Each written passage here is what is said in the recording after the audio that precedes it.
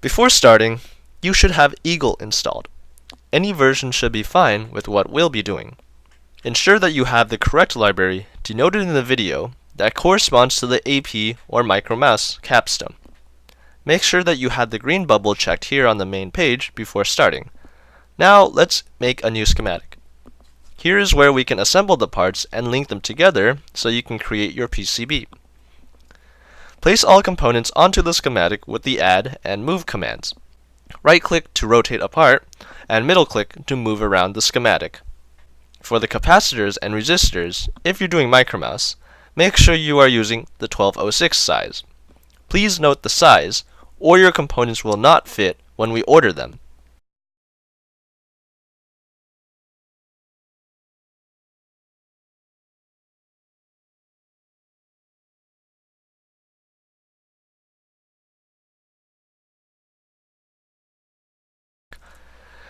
Once we have all our components on the board, we need to start connecting them just like a regular circuit.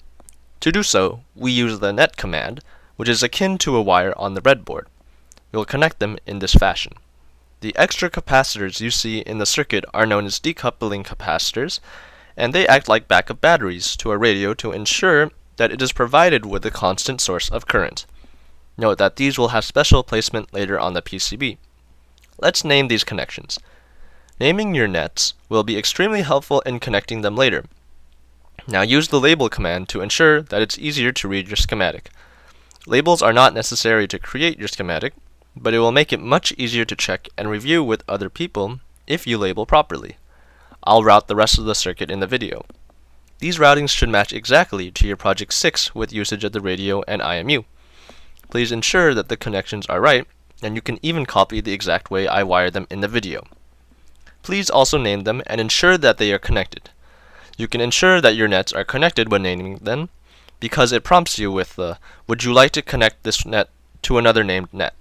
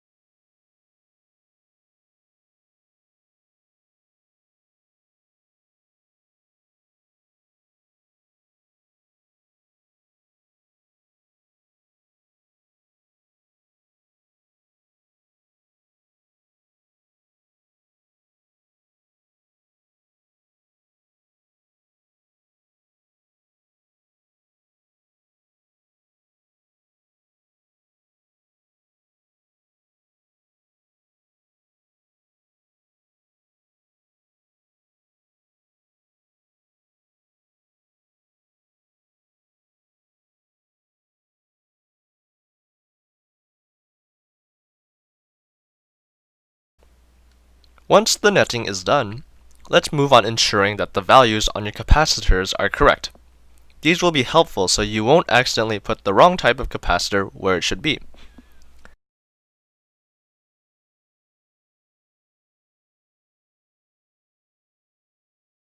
After everything is assembled, let's hit the ERC command.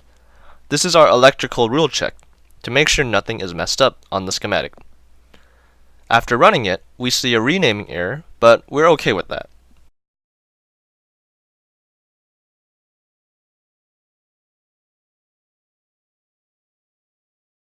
Let's move on to actually placing things on the board. Click this button at the top left of your screen. Eagle starts us off working with a very large board, denoted by the yellowish orange lines, known as the dimension box. Since we can't pay for such large boards, we need to shrink it down. Shrink it down to at least 1.75 by 1.75 inches for advanced projects. The default setting for Eagle is in mils, which is 1/1000th of an inch.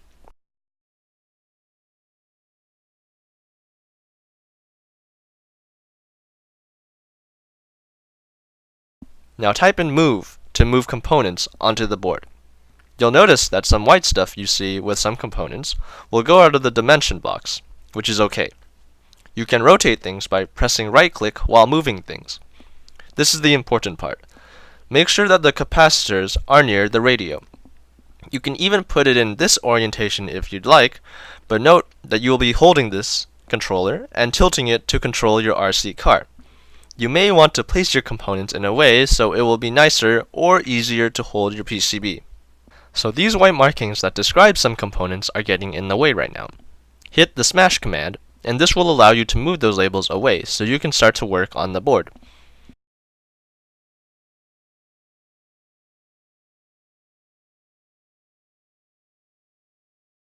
Alright, so things are on the PCB now, but nothing is yet routed. You need to make the electrical copper connections between the pins, denoted by the yellow wires, known as air wires. However, since we're making a PCB, and we have planes of copper, let's make stuff easy by using those planes. We'll be making polygons of copper by using the polygon command. Make sure you create your polygons on the dimension top and dimension bottom, as shown in the video. You can see these by the red and blue squares in the video, and you must name them matching the pin names you want your air wires to be connected, or it won't auto-connect these air wires you want it to connect.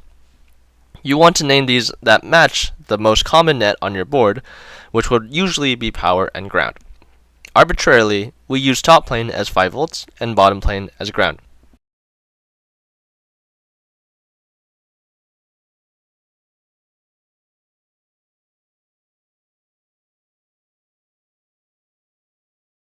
Type in rat's nest, and we see that some of the yellow lines disappear.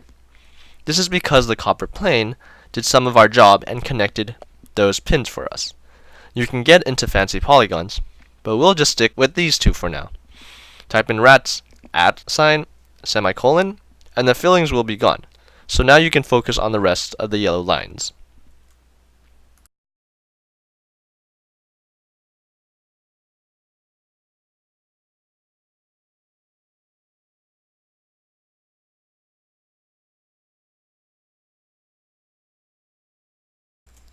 So now you have to fill in the rest of these air wires.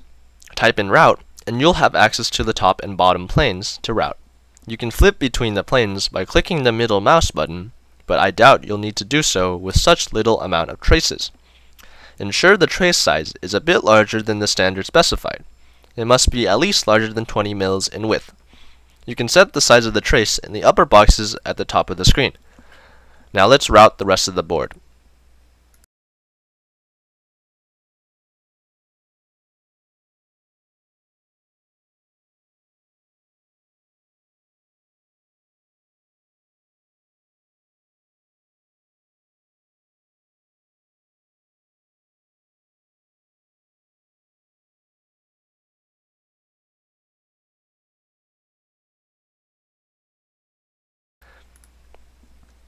Let's add some final touches to the board. Labeling things is always good, so you don't have to look back at what you did probably weeks ago, since all the information you need now is on the board. The white things on the board with the IMU and the radio were text that you could see on the board, but losing it won't be such a big issue. Note that not all white things will be seen on the board unless they are placed in certain dimensions. Type in the command text, and it will bring up a box which you can type stuff in. Click OK, and then you can place said text on your board. Ensure that you are using dimensions T-place or B-place, dimensions 21 or 22. T-place is the top plane, and B-place is the bottom plane. You can change dimensions through the top left area. Litter the board with random text, and it'll be great. A good way to check that you haven't made any mistakes on the board is to run the DRC command. This stands for the design rule check. Make sure you load the oshpark.dru we have attached. Then run it, and no errors should appear. Please let us know if you run into errors, but you seriously shouldn't be if you're literally copying what I'm doing. The final step to creating your PCB is to generate Gerber files, which is a fancy term so that the fabricator of PCBs can understand what you're doing. Thus, go to the top left menu, search for the CAM processor. Click on that, and use the oshpark_2layer.cam file that we have provided.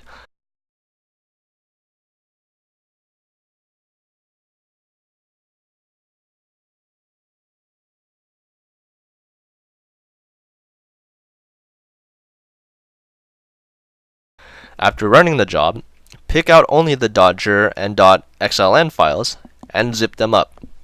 Now send us both your .schematic, .bird, and zip files of the Gerber files, and you're done with the PCB creation.